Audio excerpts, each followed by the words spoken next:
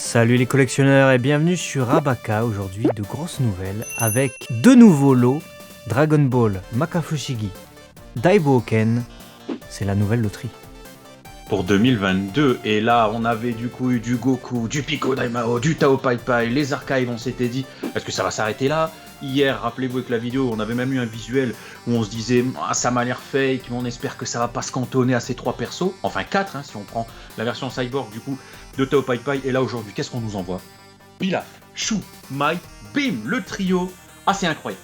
C'est les lots du coup D et E qui formeront un ensemble si on les réunit. Vous avez Pilaf du coup là à gauche, vous avez Shu et Mai qui formeront un seul lot, et si on les réunit tous les trois, bah évidemment vous aurez le trio de la bande de Pilaf avec en plus les Dragon Ball. Et je suis même en train de me poser la question, est-ce que le socle avec les Dragon Ball est un socle que tu poses devant Pilaf, ou est-ce que c'est le socle de Pilaf? Parce que si c'est juste le socle en fait des Dragon Ball, tu peux le mettre également devant Piccolo Daimao.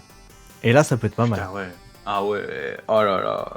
Non mais moi je suis ravi, je sais plus si on en avait parlé dans la vidéo que dans la logique on aurait pu avoir Pilaf, puisque si on était là pour retracer un peu les grands affrontements. Les ennemis principaux, ouais. C'est ça. Bon, Pilaf, c'était forcément à un moment donné sûr, je veux dire, c'est le premier gars qui nous casse la tête. Quand je dis nous, c'est parce qu'on est dedans, faut savoir. Après Pico Daimao, Tao Pai Pai, bon, il y avait aussi le Red Ribbon qu'on attendait avec Blue. Il manquerait plus que Blue et là on est bon.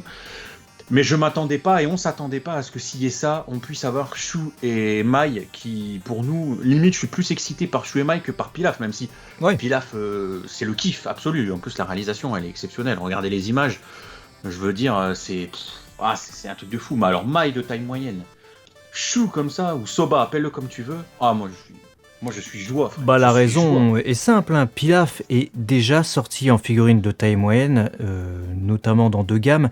Les soft vinyles à l'époque, donc c'était des Dragon Ball Collection, je sais plus le nom exact. Et donc c'était un petit Pilaf, et on avait également un gros Pilaf qui était sorti dans les DX Soft B. Donc Pilaf est déjà sorti il y a très longtemps en soft vinyle. En Ichiban Kuji, c'est la toute première fois qu'on a un Pilaf seul. Je parle pas de la Pilaf Machine qui est déjà sortie par le passé. Par contre, Shu et Mai, ça n'existe pas. Donc clairement, c'est génial.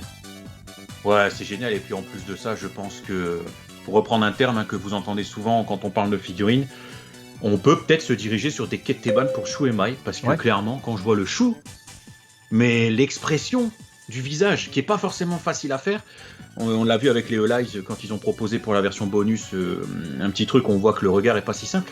C'est pas ce chien, franchement, en vrai, frère, il est trop beau. Moi je suis content. Dites-nous dans les commentaires du coup ce que vous pensez de cette annonce. Nous on restera à l'affût, on espère peut-être une autre annonce demain, on verra. En tout cas, on sera connecté pour vous faire part des grosses news sur cette Ichiban Kuji spécial Dragon Ball. Ça fait plaisir. Voilà, la Ichiban Kuji Dragon Ball qu'on attend pour 2022. Rendez-vous sur Abaka pour les news toutes fraîches. Et à très vite, si vous êtes abonné bien sûr. Ciao ciao.